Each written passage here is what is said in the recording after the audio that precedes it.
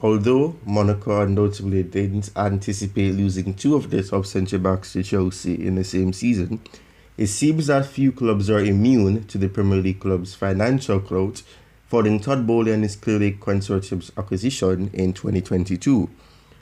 Axel Disasi followed in the footsteps of Benoit Badiashile, who signed for Monaco in January, signing a 6-year deal at Stamford Bridge after apparently costing around £39 million. Disasi is a fourth centre-back to join Chelsea since the Bowley era began. Levi Cole, who is anticipated to play a significant role this season after returning from a productive loan stint with Brighton, is not included in that number. In this video, we shall do a deep dive analysis of Axel Disasi. So let's get into it.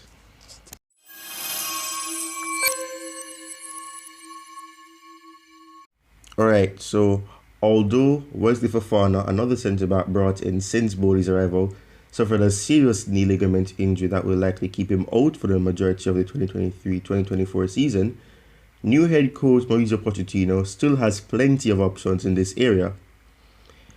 Disasi couldn't be compared to Fofana as a carbon clone by any stretch of the imagination, but he does possess certain similarities and, on the surface, seems to fit Chelsea and Pochettino's aesthetic well.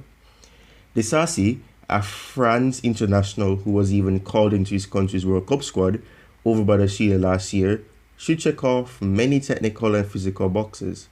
A contemporary centre-back with real strength and athleticism, he has a lot going for him as he tries to adapt to the Premier League.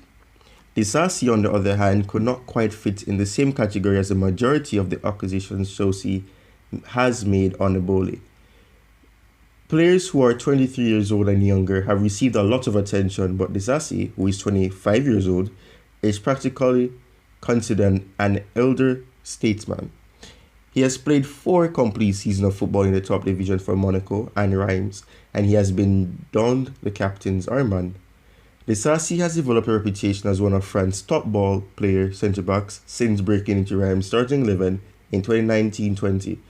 He can efficiently advance the ball from his half by passing or carrying it upfield, but things weren't always this great. He had to put in a lot of effort to get better.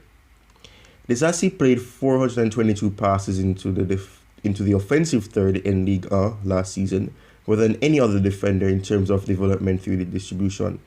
He finished 4th among the same group of players for passes into the penalty area, which was 45, but he was first when crosses were taken out of the equation, which is 36. This resulted, perhaps not unexpectedly, in Disasi progressive passes totaling 3,270 meters, the second longest among defenders after Jonathan Garrett of Lens. Although he constantly attempts to move the ball forward and start transitions that lead to his team's return to the attack, Disasi stands out even more in terms of his ability to carry the ball. So this is something that is very positive to know, and it is something that people will look at to say that since Rudiger has left, we haven't really found that play consistently to do such things, which is to progress the ball forward or pushing forward with the ball and making stride with it. He carried the ball 6.9 meters upfield on average per carry, the most of any centre-back who played at least 20 minutes throughout the season.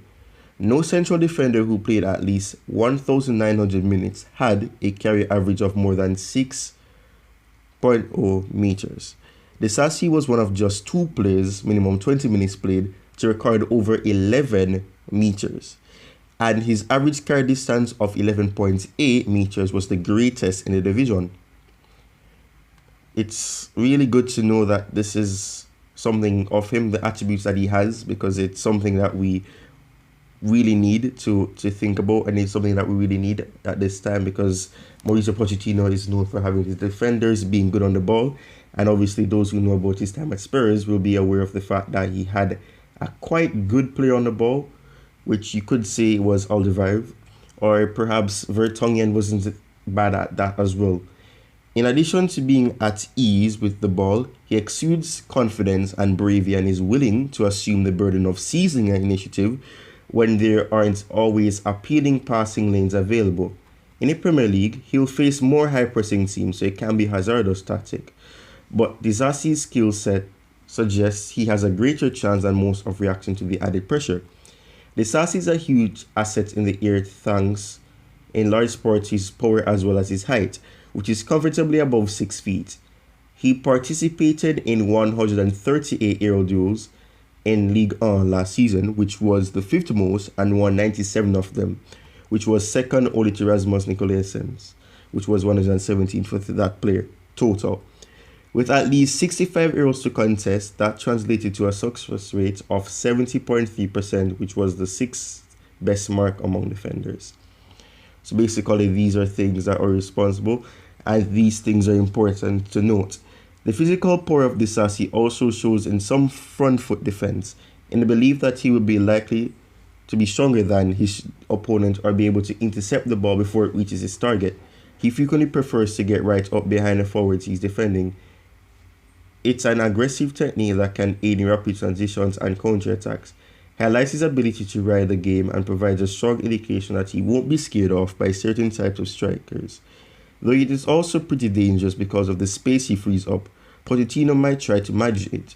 Disasi might not be one of the more intriguing or recognizable names to pass through Stamford Bridge since Bowley took over, but if Chelsea pays attention to his flaws, he might end up being one of the best value additions of the new era thus far.